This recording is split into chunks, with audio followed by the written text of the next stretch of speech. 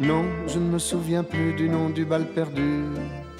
Ce dont je me souviens, c'est de ces amoureux qui ne regardaient rien autour d'eux. Il y avait tant d'insouciance dans leurs gestes émus. Alors quelle importance, le nom du bal perdu.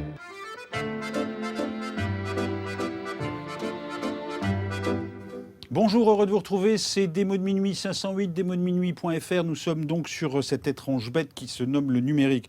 Je reçois dans cette émission, aujourd'hui j'ai invité deux intellectuels, mais rassurez-vous, on va essayer d'avoir un regard distant ou de regarder avec curiosité la société qui est la nôtre, la société dans laquelle nous vivons. Avec vous, Éric Chauvier. Éric Chauvier, vous êtes anthropologue, vous êtes de l'école des hautes études en sciences sociales. À vos côtés, Michael Fossel. Michael Fossel, vous êtes philosophe, vous êtes titulaire depuis cette année de la chaire de philosophie à l'école polytechnique. Et immédiatement, à tous les deux, j'ai envie de poser une question. Comme anthropologue, Éric Chauvier, vous êtes plutôt à l'écoute des marges de ce que Pierre Sanso, de ceux que Pierre Sanso appelait des gens de peu. Vous, Michael Fossel, vous êtes au contact des futures élites et à l'un et à l'autre, je voulais vous demander ce que vous disent les gens que vous observez ou les gens au contact desquels vous êtes de la société dans laquelle nous vivons. Éric Chauvier. Oui, les gens de peu, je me méfie un peu de cette appellation. Des expressions toutes faites. Ouais. Des expressions toutes faites, vous l'avez compris, que je me méfie beaucoup du langage, mais pour moi, il n'y a que des femmes et des hommes ordinaires en contexte, finalement. Qu'ils soient des élites, qu'ils appartiennent à des classes d'élite ou à des marges. Encore faut-il savoir exactement ce que sont des marges. Mais en tant qu'anthropologue, je ne peux pas décréter a priori ce genre de classement. Pour moi, je ne vois que des individus évoluant dans des contextes et éventuellement, ils sont de plus en plus de peu, effectivement. Mais la catégorie gens de peu me pose un peu problème, au fond. Vous publiez aux éditions Alia les mots sans les choses, et vous dénoncez, ou en tout cas, vous faites un essai sur une psychopathologie du langage. Autrement dit, nous avons toujours les mots, nous avons un discours basé sur des références théoriques, mais ce langage ne recouvre pas le vécu de ces gens qui ne sont pas de peu, si je vous suis bien. Éric Fossel, lors d'une précédente rencontre, vous m'avez dit qu'une élite, si elle faisait correctement son travail d'élite, c'était de travailler à sa propre disparition. Que vous disent les futures élites que vous côtoyez aujourd'hui et à qui vous faites un cours sur, qui a pour titre comment peut-on encore aimer la démocratie ? Bien justement, c'est dans une démocratie que l'élite devrait, en tout cas en droit, s'oublier comme élite. Alors, que me disent-ils ? Je dirais que pour l'instant, je suis plutôt en situation, moi, de prendre la parole lors de ce cours. Je ne crois pas que dans l'école où je me trouve, précisément, la forme d'élite qui est, pour l'instant encore favorisée, est une élite quand même fondée sur le savoir, plutôt, en l'occurrence, un savoir technique. Il y aurait plusieurs formes d'élites. Il y aurait des élites aussi fondées sur le pouvoir économique, évidemment, qui se retrouverait peut-être principalement dans d'autres écoles. Mais j'aurais la même réponse qu'Éric Chauvier, c'est-à-dire que j'essaie de porter le discours des gens de peu auprès des élites, parfois le discours des élites auprès des gens de peu, c'est-à-dire qu'au fond, de fait, je suis confronté dans ma vie, je veux dire, là je ne parle pas, il se trouve que circonstanciellement, je suis amené à m'adresser plutôt alors à ce qu'on appelle, à tort ou à raison, les élites, mais dans ma vie, je suis fort heureusement confronté à une multiplicité de publics, et une multiplicité de publics que j'essaie aussi d'ailleurs de maintenir en moi, si vous voulez. C'est-à-dire que je n'ai pas un seul discours, un seul langage qui vaudrait exclusivement pour une classe sociale. Deuxième question, elle vous concerne aussi tous les deux. Je vous taquinais tout à l'heure en disant que je recevais deux intellectuels, deux universitaires. C'est la question de l'immédiateté ou de l'immédiation. Aujourd'hui, nous sommes dans un monde de l'immédiation, c'est-à-dire que tout va très vite. Et la question que je vous pose à tous les deux, qui êtes des hommes de la distance, donc du temps, donc de la médiation, c'est la place de l'intellectuel. Est-ce que vous êtes obligé de revisiter la place de l'intellectuel, ou est-ce que vous vous posez la question dans ces sociétés qui vont si vite, qui sont si immédiates ? je me pose pas vraiment cette question. Je ne sais pas si je suis intellectuel. C'est une question assez... c'est une posture assez dure à endosser. Vous réfléchissez en tout cas. J'essaie de réfléchir, mais oui, j'essaye. Mais je pense quand même que l'intellectuel, et finalement je m'assume assez comme intellectuel, doit être capable aujourd'hui de restituer un peu la négativité du monde social. C'est comme ça que je définirais un peu ma vocation, ou en tout cas mon parcours, d'être capable d'arriver à questionner et d'être connecté. Vous parlez d'un temps long, mais quand même les échéances qui arrivent, ça va être 2017 par exemple. Dans mon livre, ça traverse un peu finalement cette question qui arrive un peu, les prochaines élections. Le temps n'est pas si long. Je veux dire, on est quand même obligé de se positionner un peu, d'être capable de comprendre comment la démocratie aujourd'hui, à mon sens, ne peut plus questionner, peut-être par ses élites, ne peut plus questionner les personnes qui sont dans le dur, entre guillemets, qui aujourd'hui sont vraiment porteuses d'une négativité. Est-ce que la démocratie peut questionner cette négativité? Moi, je pense qu'elle a beaucoup à gagner à questionner cette dimension-là. Et ce que j'essaie de montrer dans mon livre, c'est que précisément, à recouvrir ces expériences négatives de chape de concepts, et la démocratie pour l'instant, à mon sens, c'est essentiellement renouvelée par des appareils conceptuels un peu surplombants, totalement surplombants, eh bien on en oublie ces failles, ces anomalies, ces interstices de la vie sociale qui justement sont bonnes à interroger avant qu'il ne soit trop tard. On oublie l'humeur. Donc on oublie la colère, personne, la colère, enfin, la colère, la méchanceté. On y viendra dans une seconde. Et ces expressions qui peuvent être politiquement non conformes. J'ai un chapitre sur l'insulte raciale, par exemple. J'ai grandi dans un petit pays, une petite région où l'insulte raciale était en vigueur.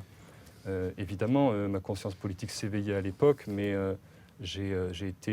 ça m'a semblé tout à fait inacceptable, bien évidemment, et ça me semble toujours inacceptable. Mais ces insultes raciales permettaient de retrouver des marqueurs de classe. Ça, c'est intéressant ce que vous dites, hein, parce que ce chapitre s'intitule « Le dernier héritier de l'école de Francfort ». Et vous entamez le chapitre en disant « D'un bout du verger, je les ai écoutés s'invectiver à coups de Félouz, Félaga, Bougnoul, Moricaud, Gris ou Melon.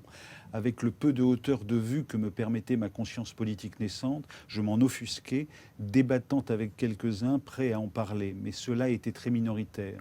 Dans ce monde de travailleurs saisonniers, les insultes racistes étaient habituelles. » Un peu plus loin, vous dites ceci, qui complète ce que vous venez de dire. « Avec le recul, je mesure ce que nous avons perdu à ne plus utiliser ces insultes racistes, tant en les proférant qu'en les contestant. » C'est bon.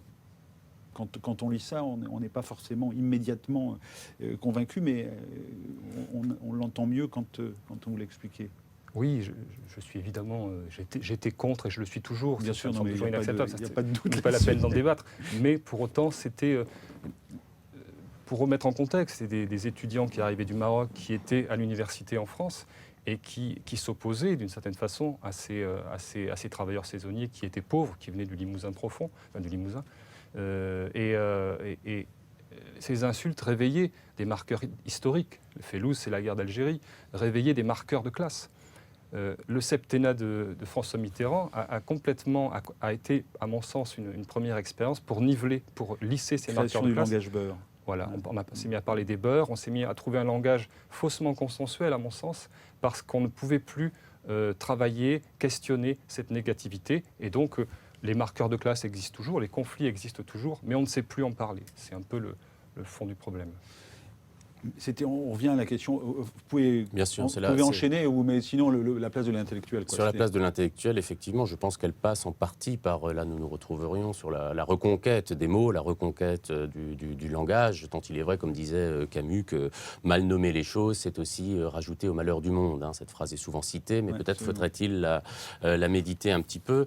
Et effectivement, parler aussi de la méchanceté, peut-être qu'on y reviendra, c'est essayer de nommer des phénomènes qui ne se laissent pas réduire à un savoir technique, criminologique ou scientifique sur la négativité. Donc je pense que l'intellectuel participe aussi de cette reconquête des mots. Après, sa situation, elle est rendue compliquée, je ne crois pas du tout, comme on le dit souvent, par le fait qu'il y a une baisse du niveau, un effondrement des cadres intellectuels classiques. Je crois que si la fonction de l'intellectuel, telle qu'on se la représente en France, est aujourd'hui fragilisée, c'est tout simplement parce que nous sommes dans des sociétés où il y a où la séparation entre le travail manuel et le travail intellectuel est remise en cause radicalement. Nous nous sommes tous de plus en plus de facto des intellectuels, si l'on entend au moins par là le fait d'utiliser l'intelligence, je dirais, y compris dans sa dimension numérique, dans sa profession. Donc là où l'intellectuel, ancienne manière, je dirais, est fragilisé, c'est parce qu'il est confronté à d'autres types de savoirs, d'autres types d'usages de l'intelligence, qui sont des usages souvent techniques, souvent liés effectivement à la science, et par rapport auxquels, disons, l'intellectuel littéraire ou politique est un petit peu en porte-à-faux. On va essayer de vous repérer tous les deux. Alors moi j'avais ceci à vous proposer, voyez-le comme un clin d'œil. Alain Finkielkraut, fin 2009, il était dans Des mots de minuit pour la sortie de son livre Un cœur intelligent. Et à l'époque, je lui posais la question, n'est-ce pas trop facile de flinguer un certain Nicolas Sarkozy? Il était aux côtés sur le plateau de Patrick Timsit et William Klein. Finkielkraut. Oui, je pense que c'est trop facile. Je pense surtout, et c'est ça qui est embêtant, que c'est obligatoire, si vous voulez. C'est-à-dire que si vous décidez de ne pas le faire, pour une raison ou pour une autre, c'est là que vous êtes mal vu. Nous sommes dans une situation littéralement inversée par rapport à celle dont parle William Klein, où il était, si vous voulez, où il y avait un pouvoir exécutif fort et un pouvoir médiatique faible. Aujourd'hui, le pouvoir exécutif et le pouvoir politique de manière générale est très faible. Rocard l'a d'ailleurs très bien dit. Et le pouvoir médiatique est extrêmement fort. Et le pouvoir médiatique vous dit, effectivement, de tourner l'exécutif en dérision, et notamment le président de la République. D'où une sorte de conformisme à rebours. Commentaire ?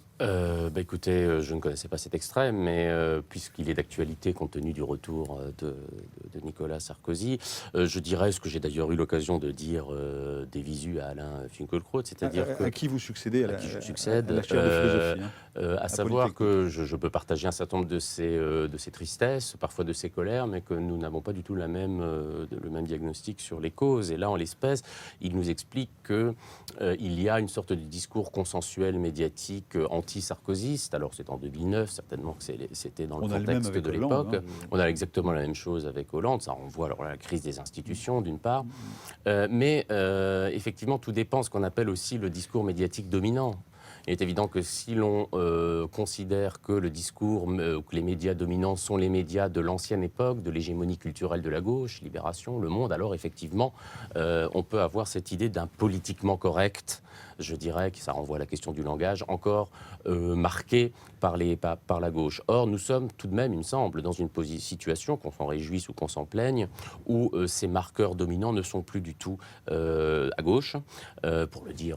Tout y tentait d'ailleurs que la différence gauche-droite ait encore le même sens qu'elle a pu avoir dans l'histoire, mais en tous les cas, où il existe, à côté de ces médias qui sont tous en crise, de ces médias traditionnels tous en crise, il existe encore des médias dominants qui, alors je ne crois pas, je dirais, ne sont pas massivement opposés, non seulement à la personne de Nicolas Sarkozy, ce qui est relativement secondaire, mais à ce qu'il peut incarner politiquement. Donc je crois que le différent que j'ai avec Alain Finkielkraut, entre autres, ça serait de savoir si véritablement nous en sommes encore à devoir faire la critique du politiquement correct, de l'hégémonie culturelle de la gauche, à une période où je dirais quand même que la gauche, c'est le moins qu'on puisse dire, est en état de faiblesse intellectuelle. Vous êtes d'accord avec Xavier ? Oui. Impec. Totalement. Non, je suis d'accord. Moi, j'aime bien ne pas apprécier la pensée d'Alain Finkielkraut, mais c'est intéressant. C'est-à-dire que... Ça fait avancer. Voilà, il y a une forme pour le coup, d'esprit critique qui n'est pas toujours conforme et qui détonne un peu. Après, est-ce que c'est pas quand même un signe pour moi d'échec intellectuel dans l'évolution des intellectuels, d'en être réduit à se positionner de cette façon-là? Quelles sont vos références philosophiques à l'un et l'autre, enfin vos références philosophiques ou littéraires ou anthropologiques? Il y en a beaucoup. Moi, je dirais que, dans mes études les plus sérieuses, passées maintenant, c'était Emmanuel Kant et la philosophie allemande.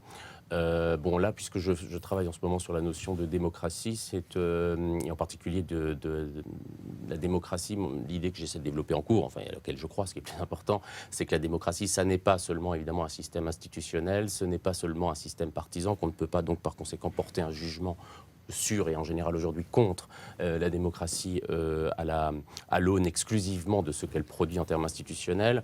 Et la démocratie, c'est plus profondément une expérience, une série d'expériences, c'est une forme de société. Et là, il y a toute une référence d'auteurs, peut-être un peu méconnus, français d'ailleurs pour le coup, comme Claude Lefort, comme Cornelius Castoriadis, c'est-à-dire des philosophes qui ont pensé dans les années 70, depuis la gauche, mais contre le totalitarisme, la démocratie comme une série d'expériences, comme une série, je dirais, de modes d'être, littéralement, de nos vies, et fondée évidemment sur l'égalité. Qu'est-ce que ça veut dire vivre, exister, parler on retrouverait la question des élites par rapport aux gens de peu, selon l'égalité, évidemment, à une période où le concept d'égalité est lui-même très fragilisé idéologiquement. On est beaucoup plus dans la liberté, avec ce que ça Bien implique sûr. dans les logiques économiques, que dans la question de l'égalité. On y reviendra. Vos références à vous, Éric Chauvier, comme anthropologue? L'œuvre de Pierre Bourdieu qui a joué un très grand rôle, dont je me détache après aussi dans ce livre, mais c'est très important aussi. Oui, parce que vous dites qu'il n'a pas su, enfin bon. Il n'a pas su, non, parce qu'il était quand même assez... Il n'a pas dit jeu. Il aurait dû dire plus jeu. Pour être plus... Il aurait dû, ou en tout cas pour moi c'était une posture importante à adopter. Son jeu est très sociologique, si vous voulez. Il est trop dans la modèle. distance. Ouais. Mais son œuvre a été, en particulier sa dimension militante, a été importante. Après, c'est beaucoup Wittgenstein, et donc qui remet en question les grands systèmes philosophiques en disant ce ne sont pas des concepts, ce sont des mots concrètement échangés, donc retrouvons les conditions d'échange de ces mots. Et puis beaucoup Adorno également, qui est du côté de l'école de Francfort, pour... essayer de... Parce que Wittgenstein, évidemment, n'est pas critique, ce n'est pas dans son œuvre. Donc tout cet aspect critique, je l'ai retrouvé avec l'œuvre d'Adorno, qui me semble extrêmement pertinent, notamment cette idée de catégorie de vie mutilée, dont je m'inspire beaucoup dans mes travaux. Parce que Adorno questionne la négativité et considère, même dans sa dialectique négative, que c'est seulement de cette façon-là que le sens peut émerger. Dans une société du slogan, on a peu de chances de mettre en application Adorno, hein, quand même. Pour le moins.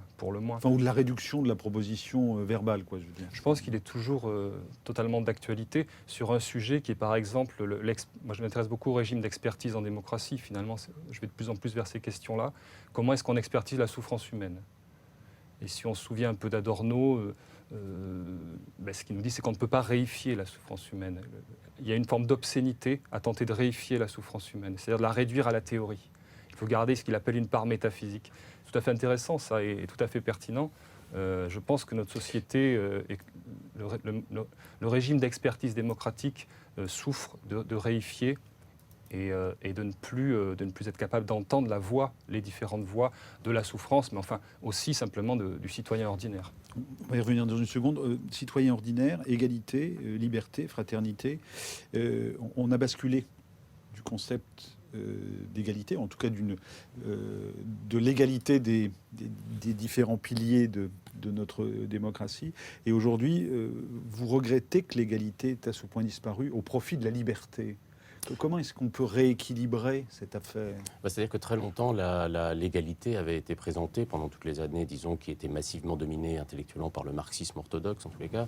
L'égalité sociale avait été présentée comme une condition de possibilité de la liberté. Et donc la liberté, évidemment, avait été le parent pauvre, en quelque sorte, des théories de l'émancipation. C'est d'ailleurs un des avantages aussi d'Adorno que d'avoir montré qu'on ne pouvait pas, d'une certaine manière, sacrifier tout à l'économisme, à une conception purement matérialiste au sens, je dirais, vulgaire du terme, mais qu'il fallait penser aussi la souffrance, la négativité sociale et la manière qu'ont les individus de subir aussi dans leur chair la violence sociale.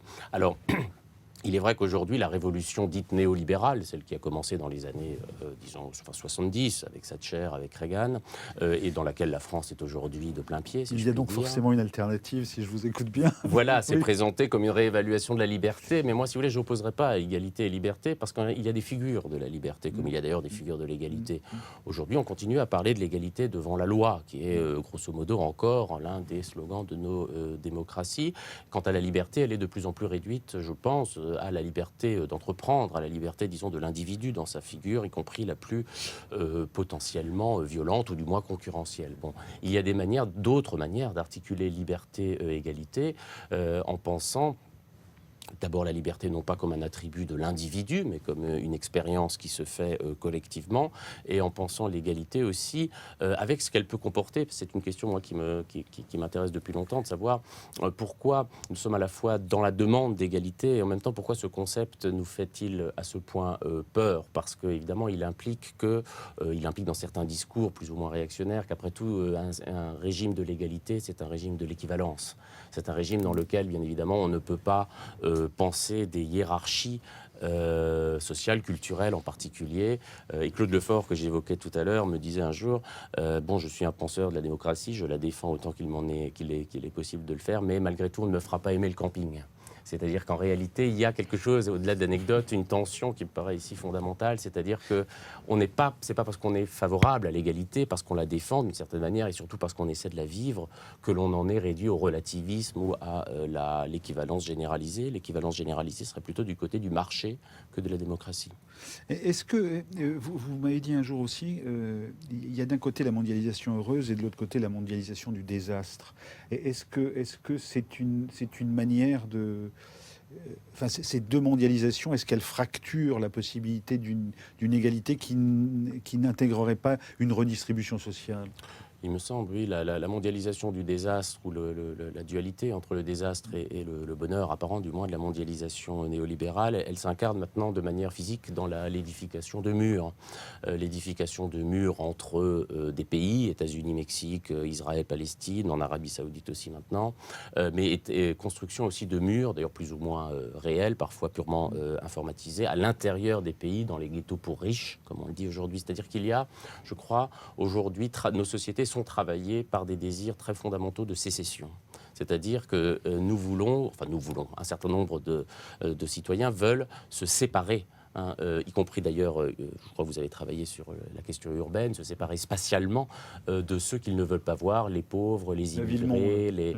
Et donc, effectivement, c'est là qu'on voit que l'égalité, dans ce qu'elle implique ici, y compris d'ailleurs de frottement social, de potentiel violence, fait l'objet d'un refus, je crois, majoritaire, c'est triste peut-être à reconnaître, mais je crois qu'il faut aller jusque-là, au profit, disons, d'un désir fondamental de se séparer pour se prémunir. Et donc cela passe effectivement par cette grande séparation entre la mondialisation heureuse et la mondialisation du désastre, qui s'incarne parfois même jusque dans l'espace concret de nos villes, et par l'édification de plus en plus singulière de murs qui ne sont plus les murs qui séparent simplement deux États, deux formes de citoyenneté. Ce ne sont plus des frontières, ce sont vraiment des murs sociaux. On parlait de ville-monde, ça va assez bien dans ce que vient de dire Michael Fussell. Pourquoi est-ce que ce concept ville-monde, de votre point de vue, est inopérant, est très présent et presque totalitaire, alors qu'en fait il ne recouvre pas la réalité des situations citadines, par exemple? C'est un concept qui a été créé par Saskia Sassen, la ville globale. C'est un concept qui pour moi est problématique parce que dans cette espèce de gigantesque foire au concept, c'est un peu il y a une circulation et un brevetage de concepts. Ce concept de ville-monde, de ville globale, donc au départ est censé exprimer le reflet entre ces grands flux de marchandises, d'informations, de flux financiers et la ville elle-même, en fait un reflet entre la mondialisation et la ville. Les urbanistes se sont complètement engouffrés dans ce concept-là. Ça veut dire quoi? Ça veut dire que c'est un concept prophétique, mais qui n'a pas de valeur de classification. Un concept qui ne classe pas, ça pose question pour moi. C'est une sorte de problème, en fait. C'est-à-dire que ce concept a d'une certaine façon réalisé ce qu'il ne classait pas. Et aujourd'hui, si vous promenez dans une métropole, la marche urbaine en métropole est tout à fait intéressante. Dans certaines villes, les centres-villes, comme dit Gérard Manset, les capitales sont un peu toutes les mêmes devenues. Et effectivement, ce phénomène de mimétisme est tout à fait intéressant parce que, à mon sens, il part du langage. Il parle de l'application de ce concept qui ne classait rien, mais qui va rendre votre parcours dans la ville totalement aseptisé. On est très loin de la ville baudelairienne, si vous voulez, qui était une ville d'odeurs, de conflits, de conflictualité potentielle, de rencontres. Et je ne suis pas du tout nostalgique forcément de cette ville-là, mais j'observe simplement en me promenant dans Bordeaux, par exemple, qu'il est de plus en plus difficile de faire l'épreuve de l'expérience de la rencontre avec l'autre. À nouveau, c'est une sorte de lissage, si vous voulez, de ces marqueurs de classe qui sont toujours là, les classes sociales sont toujours là, mais on ne peut plus les nommer. C'est ce que j'appelle une fiction théorique, la ville globale, finalement. C'est une sorte vous de fiction dénoncez théorique. les fictions théoriques. Je les dénonce, oui, je les dénonce, je les critique parce que je pense que c'est l'érosion de la démocratie, d'une certaine façon, que de continuer à l'alimenter par ce type de fiction théorique. Vous parlez de marqueur de classe, vous avez utilisé l'expression de marqueur de classe. Je vais vous proposer la première interview du ministre de l'économie Emmanuel Macron au micro d'El Kabash sur Europe 1. Et je trouve qu'il y avait d'une certaine manière, au-delà de la jeunesse de l'entrée en fonction du ministre, je me posais la question s'il y avait éventuellement des marqueurs de classe. Écoutez. Dans les sociétés qui me sont données sur les dossiers que j'ai, il y a la société GAD. Vous savez, cet abattoir. Oui. Il y a dans cette société une majorité de femmes. Il y en a qui sont, pour beaucoup, illettrés. Pour beaucoup, on leur explique, vous n'avez plus d'avenir à GAD ou aux alentours. Allez travailler à 50 ou 60 km. Ces gens-là n'ont pas le permis de conduire. On va leur dire quoi? Il faut payer 1 500 €, il faut attendre un an. Voilà, ça ce sont des réformes du quotidien. Et ça ce sont des réformes qui créent de la mobilité, de l'activité. Est-ce qu'il y a des formes de marqueurs de classe quand on dit ces gens-là, quand on dit illettrés, etc. Du point de vue de la forme, c'est assez maladroit ce qu'on a entendu, ça c'est certain. Maintenant, c'est d'ailleurs intéressant parce qu'Emmanuel Macron, moi je l'ai connu quand il travaillait avec Paul Ricoeur, où l'attention, le philosophe, oui, ça vous rapproche aussi. Oui, l'attention au mot était peut-être plus grande qu'elle ne l'est aujourd'hui, où il faut bien le dire. Ricoeur, c'est quand même la gauche antitotalitaire. Voilà. Et là, on a un effet, bon, je ne veux pas du tout personnaliser, j'ai aucune raison de le faire, mais enfin, on a un effet quand même, disons, de la prise du pouvoir des communicants et des soi-disant, enfin, pas soi-disant d'ailleurs, de ces éléments de langage, qui est, enfin, pour moi, je veux dire, un élément de questionnement abyssal, parce que je constate que personne n'y croit, pas même ceux qui les profèrent, qu'ils n'ont que des effets négatifs pour ceux-là même qui, on vient de le voir d'ailleurs, ceux-là même qui s'en servent, mais qui néanmoins restent ou demeurent ou structurent toujours le vocabulaire politique dominant du moins, alors qu'on voit bien que ce qui fonctionne encore un peu, hélas peut-être dans la sphère démocratique, c'est un langage beaucoup plus cru, beaucoup plus affirmé, beaucoup plus réel, mais qui est tenu hélas par généralement des mouvements politiques d'extrême droite. Bon. Et par conséquent, il y a, je pensais à ce que vous disiez sur Adorno. Adorno, c'est quelqu'un qui a beaucoup réfléchi au langage de la philosophie de manière et aussi politique, parce qu'au sens où il voulait forger, d'où le fait qu'il écrivait des fragments par exemple, il voulait forger un discours qui ne soit pas récupérable par le système, comme on dirait aujourd'hui, c'est-à-dire un discours beaucoup plus difficile à tenir, parce que c'est un discours forcément à la frontière de la poésie, de la littérature, sans doute de la philosophie, mais dont l'exigence propre était qu'il ne puisse pas, comme tant de discours, pensons à mai 68, comme tant de discours ont été récupérés, y compris Bourdieu d'ailleurs. Vous êtes né en 1974. En 1974. Et donc, je crois que politiquement, il faut aussi penser, peut-être repenser les conditions d'un langage qui soit un langage qui ne soit pas immédiatement la reproduction de ce que nous savons déjà, de ce qu'on entend déjà, et de ce qui, somme toute, ne convainc plus personne. Ça fait écho à ce que vous dites, Éric Chauvier. Une question relativement simple pourra être posée. Comment un gouvernant peut-il parler clairement de ce qui lui arrive et par là de ce qui nous arrive? Pour le dire autrement, dans quelle mesure peut-il être considéré comme spécialiste de la situation qu'il décrit? Le problème est encore et toujours d'ordre technique. Il concerne ce que les linguistes, recourant à l'analyse pragmatique, nomment les marqueurs déictiques, soit des signaux verbaux ou non verbaux permettant à une personne de désigner un contexte donné. Bon, etc. Et ensuite vous démontrez, mais là, avec l'interview d'Emmanuel Macron, effectivement, il y a des choses qui échappent et d'un seul coup, on a une situation étonnante quand même. C'est étonnant. Enfin, je pense que c'est une rhétorique qui arrive avec l'ère Sarkozy, cette façon de poser essentiellement des questions, d'essayer d'attirer l'attention sur des scandales. Tous les femmes et hommes politiques aujourd'hui recourent plus ou moins à cette espèce d'effet de vérité, cet effet de réel plutôt. Ce qui pose problème dans ce type de rhétorique, c'est que finalement le gouvernant se pose en citoyen extraordinaire, détenteur d'une intuition extraordinaire. J'entendais Arnaud Montebourg sur France Inter l'autre jour qui expliquait qu'il s'était promené sur les marchés et il avait compris que la France souffrait. Pour moi, ce n'est pas sérieux. C'est-à-dire qu'il faut plutôt essayer de comprendre que d'abord, les gouvernants n'ont pas forcément une intuition extraordinaire, peuvent en avoir une, mais surtout, quel est le régime d'expertise qui lui permet d'aller vers ces conclusions-là. C'est pour ça que c'est une question tout à fait pragmatique, au fond. Il faut retrouver, si vous voulez, le gouvernant est en bout de chaîne. Il est celui qui fait la synthèse d'une somme de régimes d'expertise qui lui ont succédé, qui étaient avant sa prise de parole. Et c'est, à mon sens, ce qui pose problème. C'est de la démocratie représentative, puisque le dernier, en bout de chaîne, est celui qui est condamné ou bien à faire une synthèse, ou bien à jouer de ses effets de réel, qui effectivement ne marche plus parce que ces personnes-là ont été au pouvoir. Et l'extrême droite joue très bien de cette fibre-là parce qu'elle a en plus introduit le noyau dans le problème qui est la question identitaire, qui permet justement de rendre crédibles ces petits effets de réel. Je ne sais pas si je suis tout à fait clair, mais c'est la plus-value qui fait que ce discours par l'extrême droite, à mon sens, est plus crédible auprès des citoyens qui souffrent. Oui, je crois que ce qui est tout à fait symptomatique de ce que vous décrivez, c'est cette rhétorique qui, moi, m'a toujours à la fois excédé et en même temps frappé, du terrain.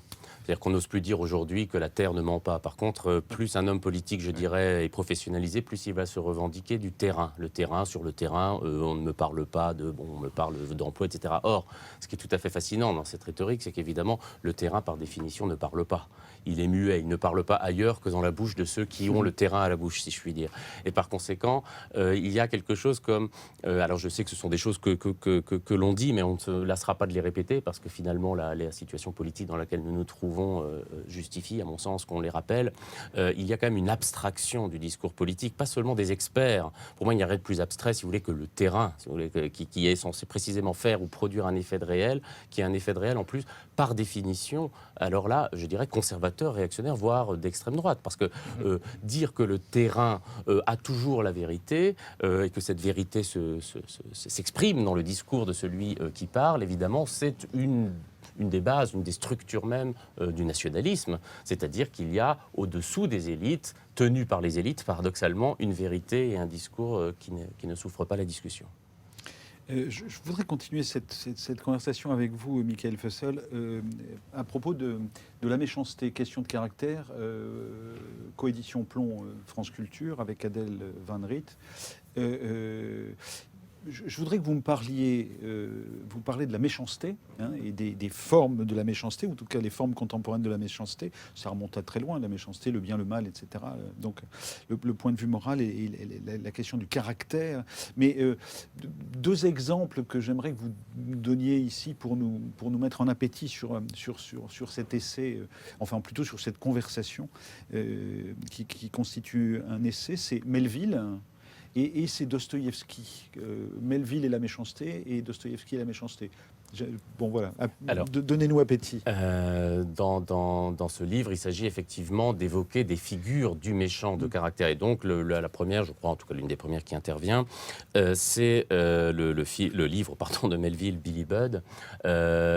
Billy Budd incarnant précisément ce matelot à la fois beau, pur, innocent, et puis qui se trouve sur un bateau dans lequel évidemment il rencontre son autre, puisque la méchanceté ne va pas, ou plutôt la bonté, ne va pas sans la méchanceté, Claggart, qui est le méchant, exaspéré d'une certaine manière par la bonté. Ce qui est très intéressant dans la construction qu'en fait Melville, c'est qu'on voit que le méchant est d'une certaine manière rendu littéralement fou par la bonté, car la bonté peut être une tentation, même pour le méchant. Et donc évidemment, le roman de Melville décrit le combat entre ces deux figures, enfin, ou plutôt la haine que Claggart porte à Billy Budd, qui ira jusqu'à la mort de Claggart, qui accuse de manière infamante Billy Budd.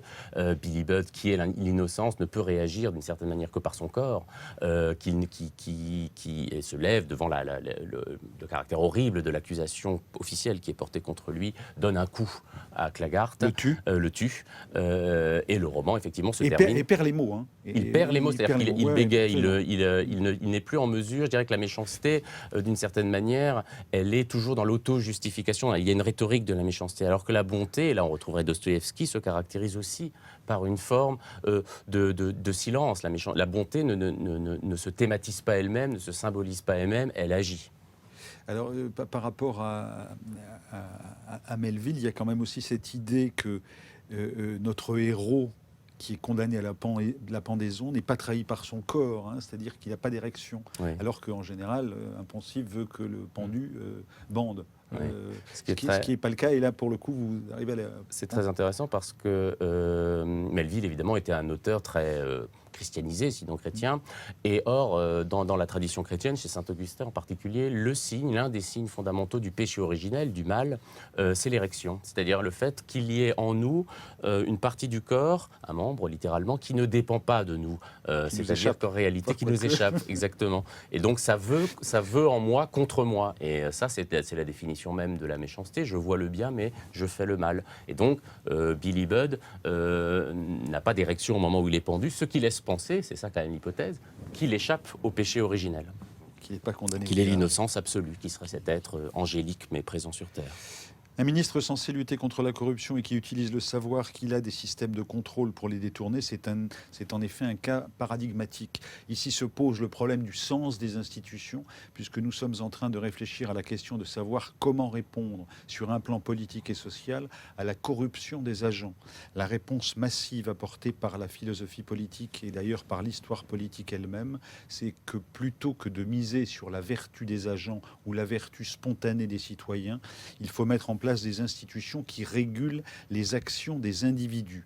Par méchanceté, on entend ici, encore une fois, la corruption qui consiste à s'accepter de la loi, qui par ailleurs régit la majorité des comportements.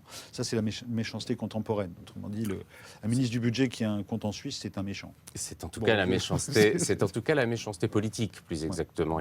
Mais il y a une structure propre, je crois, à la méchanceté. En tout cas, c'est ce qu'on essaie de développer dans ce livre. C'est-à-dire, c'est celui qui, qui s'accepte d'une loi que par ailleurs il promeut. Alors ça vaut pour la loi morale et ici ça vaut pour la loi politique. Et la corruption appelle évidemment deux types de positionnement. La corruption politique, soit un positionnement purement moral, qui est peut-être celui qui est dominant aujourd'hui, celui de la condamnation sur un plan strictement éthique, mais qui, à mon avis, est assez aussi fallacieux parce qu'on oublie que politiquement, la question du mal n'est pas d'abord morale, elle est institutionnelle, c'est-à-dire qu'il faut trouver des règles, des procédures, comme vous l'avez rappelé, qui ne misent pas tant sur la vertu des citoyens ou la vertu des hommes publics, a fortiori, mais qui garantissent à l'exercice du pouvoir de ne pas dégénérer. Moi, je me méfie beaucoup de la moralisation du politique ou de l'idée que le politique doit être vertueux parce qu'elle est souvent, d'une part, assez... idéologique, et puis d'autre part, c'est une manière de ne pas comprendre le dur du politique que d'essayer de le moraliser. Je voudrais entamer la conversation sur l'essai d'Éric Chauvier avec ce qui me semble assez correspondre à l'utilisation du langage et à la perversion dans l'utilisation du langage. Et là, vous citez Hannah Arendt, et évidemment Eichmann, etc. Et vous dites ceci, vous dites ceci. Ici, la raison calculante vient au secours de l'irresponsabilité. Je n'ai fait que mon travail. Mais on peut se poser la question de savoir si le simple fait sémantique de parler de travail pour ce qui relève du crime de masse n'est pas déjà l'effet d'une perversion dans le langage. La défense d'Eichmann consiste à dire qu'il faisait son travail, ni plus ni moins que n'importe quel fonctionnaire allemand à la voirie ou aux impôts. Et en effet, chaque homme a la possibilité, dans les cas extrêmes de criminalité, mais aussi de manière beaucoup plus ordinaire, d'utiliser un vocabulaire socialement consensuel pour qualifier ses propres actes et ainsi de les euphémiser.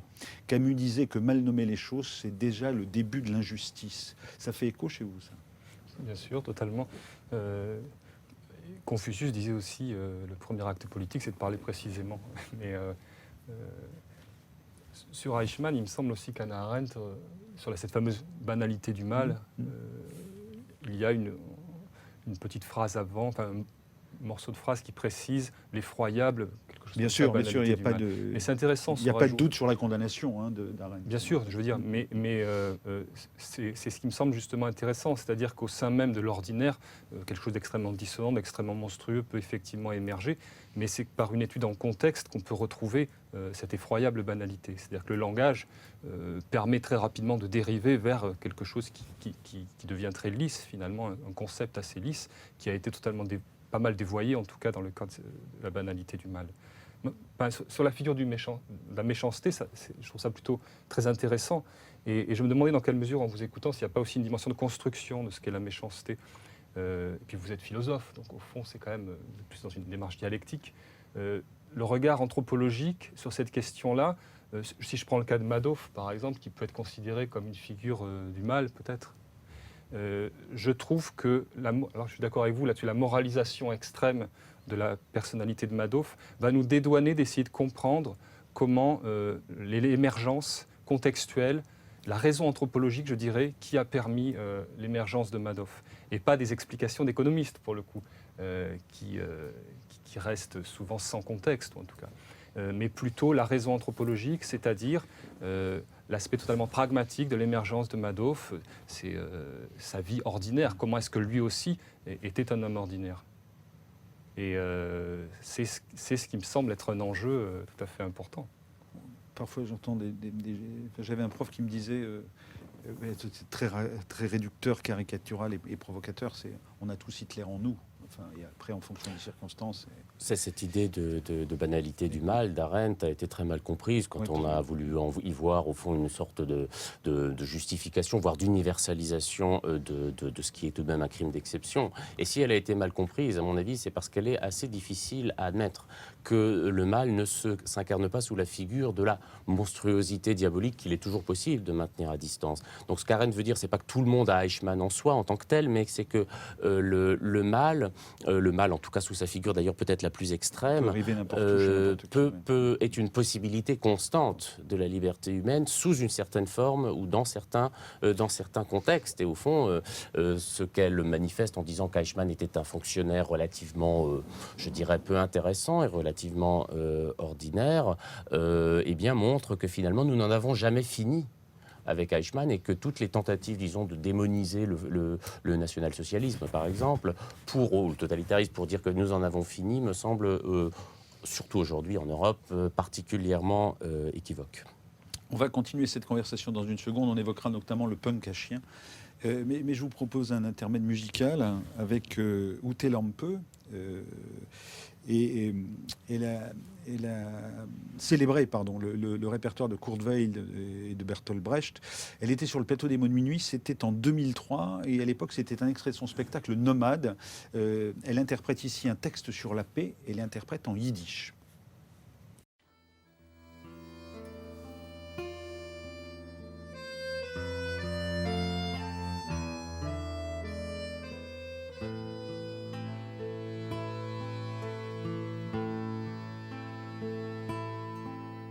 Ich steh unter a Boxerbäum,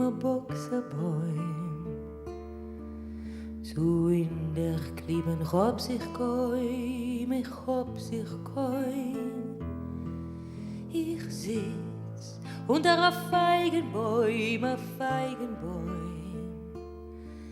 herum ist grün, es ist grün und grün.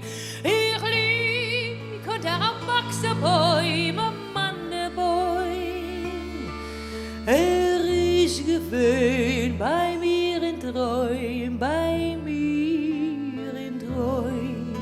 Ich lieg unter a Mandebäum, ist gewöhnt bei mir in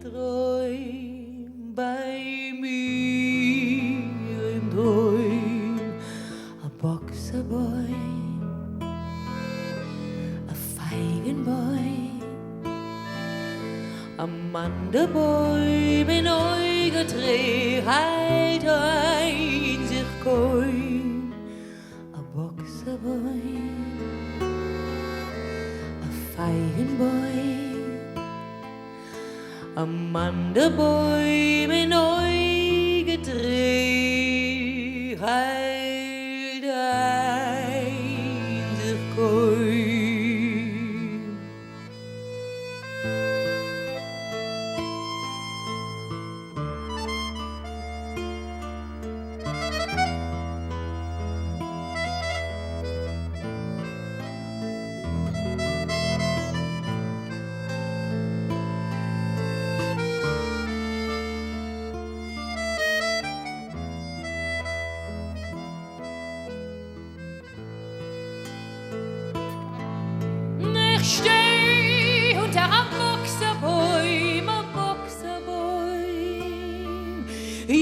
sitzt unter a Feigenbäum, a Feigenbäum. Ich lieg unter a Mandebäum, a Mandebäum. Ist gewesen bei mir in Träum, bei mir in Träum, a Boxerbäum, a Feigenbäum, a Mandebäum in Eugetree, halt ein sich kein, a Boxerbäum, a Feigenbäum, a Mandebäum in Eugetree, halt ein sich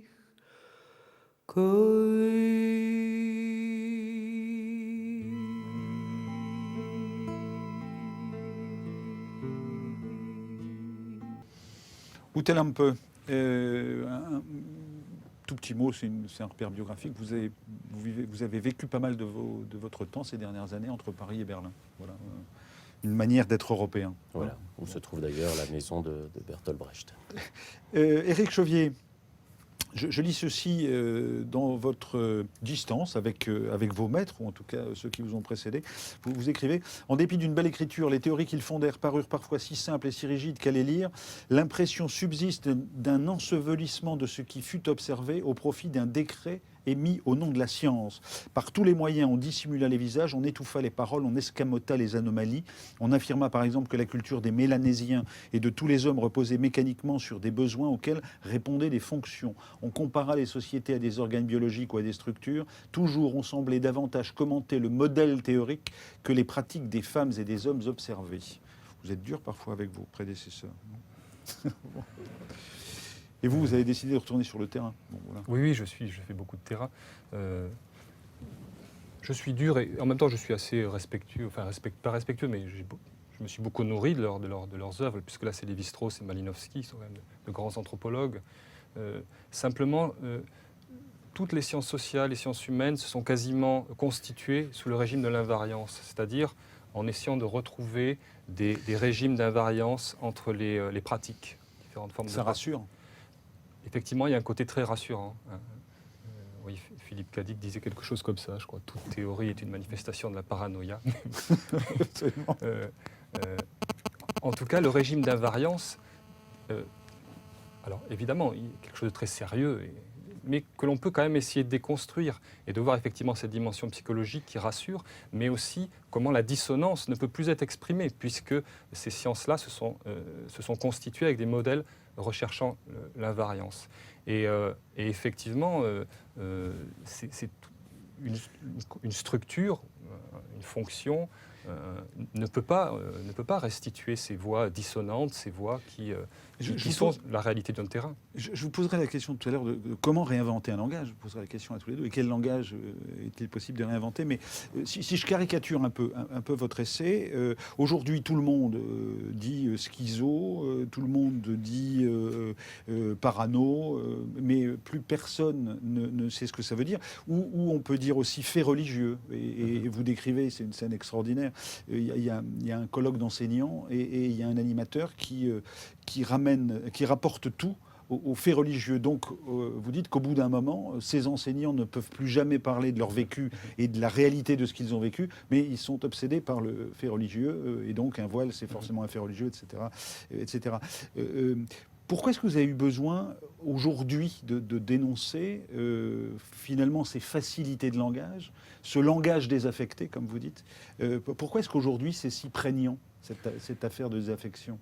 Pour moi, ça remontait à un petit livre que j'avais écrit en 2008, « La crise commence où finit le langage », chez Alia aussi, où je m'étais rendu compte que ce mot « crise » comportait une dimension assez terrorisante et que finalement, ce mot « crise », le concept même de crise, et finalement la réalité de la crise, entre guillemets, je mets beaucoup de guillemets, n'existait que par défaut, que dès lors qu'on ne pouvait plus en parler, dès lors que le langage ne parvenait plus à désigner exactement ce qu'était une crise. Si les économistes parlent d'avalanche de produits toxiques, c'est une métaphore aux catastrophes catastrophe naturelle par exemple. Et finalement, cette fiction théorique de la crise qui est une réalité, qui a des effets tout à fait réels, ça je n'en doute pas, mais en tout cas dans son usage linguistique, peut s'apparenter à une fiction théorique qui, pour le citoyen ordinaire, n'existe que par défaut. C'est-à-dire que le citoyen ordinaire va se mettre à utiliser des phrases du type « c'est la crise ». Mais au fond, en utilisant ce langage-là, il recouvre son expérience, l'expression qu'il pourrait faire de son expérience en propre. Et c'est là mais que... comment peut-il se libérer de cette obligation de langage? Pourquoi, comment est-ce qu'on se libère de ça? Je pense qu'il faut se désaliéner de ces concepts. En tout cas, il y a un devoir de précision. Durkheim, en fondant l'école de sociologie française, exhortait ses étudiants à en permanence essayer de vérifier les concepts utilisés. Freud s'était opposé à l'usage de certains mots, certains concepts qu'il avait mis à jour. Et de la même façon, je pense qu'il faut avoir une extrême méfiance par rapport à ces concepts-là et les remettre en contexte. C'est-à-dire dire comment ils sont fabriqués. Ça, c'est une approche de la science.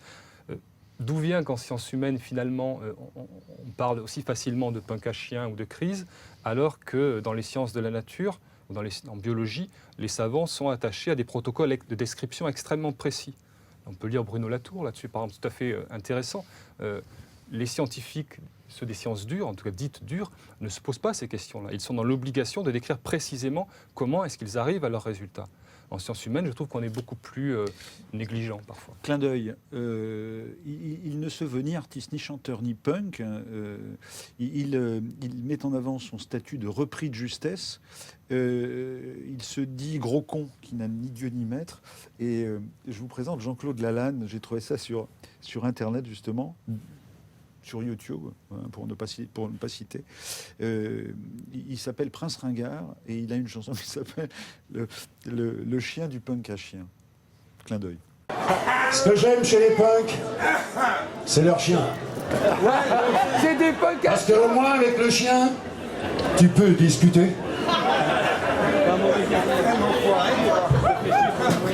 Le chien du punk à chien.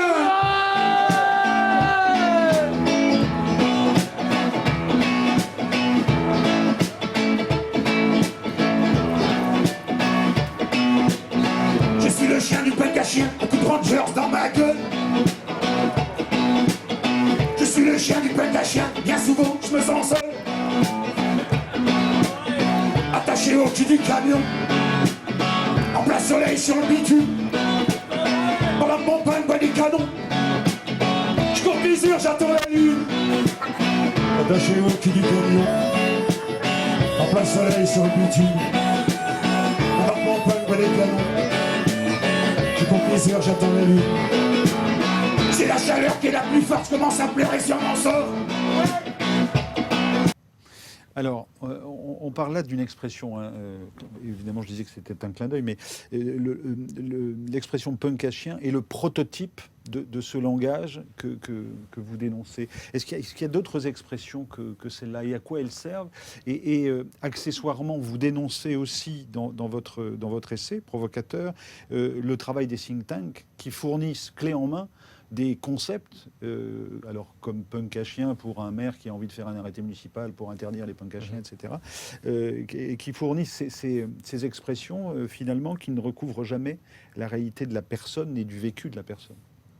Oui, le concept de chien n'aboie pas, disait Spinoza, le concept du chien, du punk à chien n'aboie pas davantage, on pourrait dire. Le punk à chien n'a pas de réalité, c'est-à-dire que si vous êtes en contact avec des jeunes gens qui peuvent éventuellement entrer dans cette catégorie-là, moi je n'entends que des récits de vie singuliers, et je n'entends surtout que l'injonction de conserver d'une façon ou d'une autre la singularité de ces récits de vie, c'est-à-dire les spécificités. Et tout homme ou toute femme de terrain se rend compte assez rapidement que ce concept ne tient pas. De même que Bobo ne tient pas, de même qu'un ensemble de... Et non seulement ça ne tient pas, c'est-à-dire que ça n'a pas de valeur classificatoire, mais je pense que l'autre problème est qu'il y a une sorte d'injonction finalement à ne pas parler autrement, à ne plus parler autrement. Donc il y a un effet performatif. C'est-à-dire qu'on fait exister une espèce de réalité qui est les punks à chiens, mais qui n'est pas une réalité et qui ne permet pas d'entendre donc les conditions socio-économiques, si vous voulez, qui président à ces itinéraires de vie-là. Michael Fussell, quand j'entends ce que dit Éric Chauvier, je me dis, vous, comme philosophe, Comment est-ce que vous pouvez introduire un coin dans finalement ces élites auxquelles vous enseignez? Quand je dis ces élites, ces futures élites, ou en tout cas ces gens qui, a priori, ont la chance de faire fonctionner en permanence leur intelligence ou leur raison.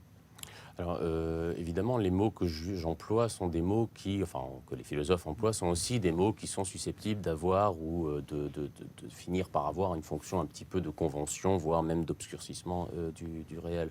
Moi, je crois que alors, il y a plusieurs possibilités. On peut croire, comme Wittgenstein que vous évoquiez, que c'est dans la définition, dans la clarté, dans l'exigence toujours de clarté que l'on peut sortir des équivoques du langage. Bon, c'est certainement une partie de la vérité. Moi, je privilégierais plutôt vous parliez de la crise, par exemple, je privilégierais plutôt une approche un peu historique. C'est-à-dire qu'il y a quand même une grande naïveté dans les discours contemporains, y compris ceux des think tanks managériaux, qui considèrent qu'au fond, de même qu'il n'y a pas d'histoire pour des peuples, il n'y a pas véritablement d'histoire des mots. Et l'une des manières de refaire saisir la quintessence, d'une certaine manière, du discours, c'est aussi de rappeler, en tout cas moi c'est ce que je fais dans mes livres, dans mes cours, et je ne suis pas le seul d'ailleurs, heureusement, que les mots ont une histoire, que ce sont parfois des métaphores, la crise en est une d'ailleurs, c'est quand même une métaphore médicale, et que les doctrines aussi ont une histoire, et que par conséquent, notre tendance présentiste, si vous voulez, à penser que nous sommes toujours les premiers à penser, à dire, à nommer, à classer, est contredite par l'histoire de la pensée, aussi bien d'ailleurs de la philosophie que par l'histoire tout court. Donc je pense qu'il y a une fonction critique de l'histoire, pas seulement de l'histoire comme discipline, entendons-nous bien, aussi bien de l'historicité, du fait que nous sommes nous-mêmes les résultats d'une certaine, contrairement à notre tendance un petit peu à penser que nous sommes une génération, que nous vivons là un monde qui n'aurait pas de précédent, qui serait en quelque sorte sorti ex nihilo de l'Internet, du virtuel ou du génie informatique.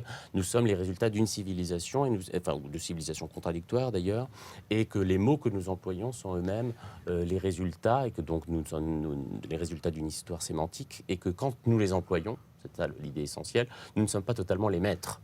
Et que par conséquent, ils peuvent nous dominer, et que l'esprit critique, c'est aussi essayer de reconquérir sur les mots eux-mêmes une certaine forme de souveraineté.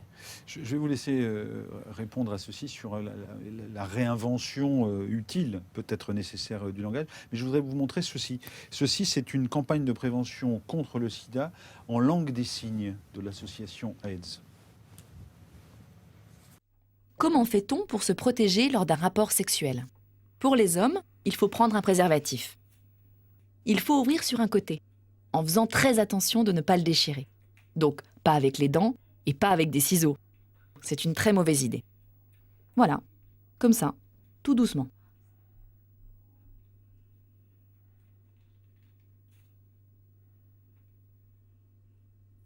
Placez sur le sexe en érection, en chassant l'air du réservoir. Puis, le dérouler jusqu'à la base du pénis. Si vous sentez que celui-ci est sec, n'hésitez pas à mettre du gel lubrifiant. Il est fait à base d'eau et fourni avec le préservatif. Ou alors l'acheter en flacon. Voilà, je prenais cet exemple-là par rapport à l'idée qu'il y a dans la langue des signes une immédiateté de ce qu'exprime le corps, de ce que dit la langue. Faire l'amour, c'est aussi simple que cela. Et je comparais votre livre au récit de Véronique Poulain, un récit qui a été publié, Ces mots qu'on ne m'a pas dit, publié chez Stock, je crois, sur cette idée que cette femme moralisante, qui a eu des parents sourds, était choquée par la crudité de la langue des signes. Et je me dis, comment est-ce qu'on peut retrouver une efficacité de langage comme celle qu'on voit dans la langue des signes alors si je le dis à l'anthropologue que vous êtes, comment est-ce qu'on dépathopsychologise la langue, enfin en tout cas ce que vous dénoncez, cette psychopathologie de la langue, comment est-ce qu'on la casse? Je pense qu'il faut être attentif aux périphrases, c'est-à-dire à ce qui n'a pas l'air sérieux, à ce qui n'a pas l'air scientifique, à ce qui n'a pas l'air qualifié. Michel Foucault parlait de ça, les discours mineurs, ces discours mineurs. Il expliquait très bien comment un discours majeur, on pourrait dire aujourd'hui le langage autorisé en politique, n'existe qu'en disqualifiant, n'existe pas de façon positive, mais en disqualifiant ces discours mineurs, ces discours qui ne sont pas qualifiés. Et je pense qu'il faut travailler au corps ces périphrases-là. Ça ne veut pas dire que tous les experts se valent. Le type qui est au bar du coin n'a pas la même légitimité qu'un universitaire, enfin, n'a pas la même capacité peut-être d'expertise. Pour autant, sa parole doit pouvoir être entendue. Et je pense qu'il faut arriver à créer des grilles théoriques capables d'intégrer ces périphrases-là. Tout ce qui va autour. Je m'en étais rendu compte dans le monde de l'action sociale, où les éducateurs utilisent souvent des mots très usés, comme le mot contrat. Et je ne travaillais pas vraiment sur l'occurrence de ce mot-là, mais sur les périphrases qui émergeaient autour de ce mot contrat. C'est-à-dire, le mot ne fonctionnait pas, mais pour qu'on s'en rende compte, il faut aller travailler peut-être sur leur méchanceté, pour le coup, par rapport à l'usage de ce mot-là, lorsqu'ils manifestaient leur animosité vis-à-vis de ce concept usé. Michael Fessel, comment est-ce qu'on réintègre la brève de comptoir dans le discours philosophique ? Écoutez, il faudra demander à Slavoj Žižek, qui est le spécialiste de la blague philosophique. La philosophie, bon, là aussi, il y a deux positions. Il y a l'idée selon laquelle elle peut se dire dans un langage ordinaire, dans un langage, disons, simple d'accès, ce qui est le cas de cet essai, évidemment.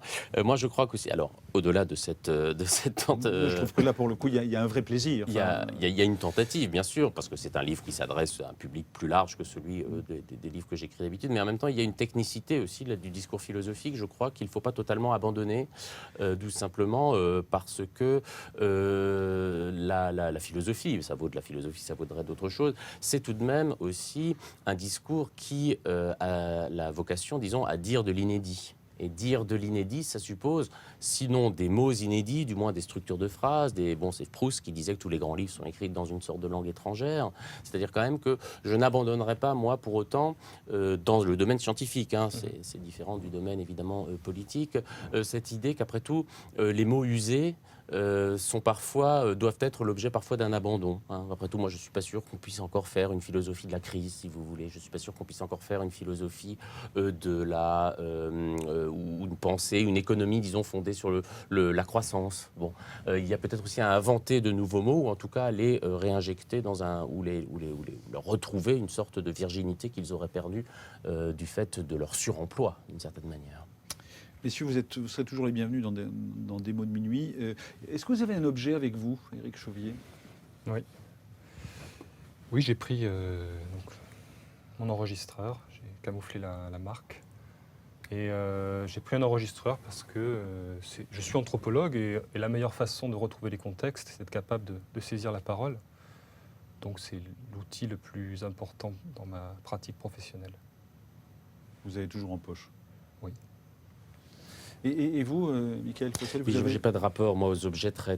Alors, j'ai ramené quelque chose de beaucoup plus basique, qui est un boulon. Qui, alors ça c'est l'aspect intime sur lequel je me contente d'indiquer, m'a été un jour offert en guise de substitut d'alliance, mais enfin c'est pas tellement ça le souci.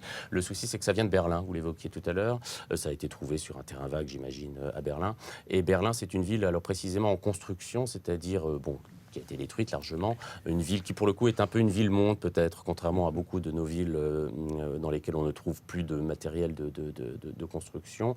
Et ce qui m'intéresse dans les objets en général, dans celui-là en particulier au-delà de sa charge affective, c'est précisément lorsqu'ils peuvent être utilisés pour autre chose ou pour symboliser autre chose que ce à quoi ils fonctionnent. Et on trouve ça à Berlin, donc c'était une manière de rendre hommage à cette ville dans laquelle précisément les boulons valent comme des bagues et les terrains vagues comme des jeux ou des lieux plutôt qui peuvent être à la fois de fête, de démocratie, de rassemblement et d'indignation.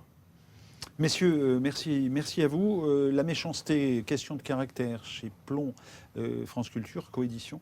Éric Chauvier, Les mots sans les choses, c'est publié chez Alia. Et c'est forcément chaudement recommandé. Fin de cette émission. Merci de nous avoir suivis. On se retrouve dans une dizaine de jours.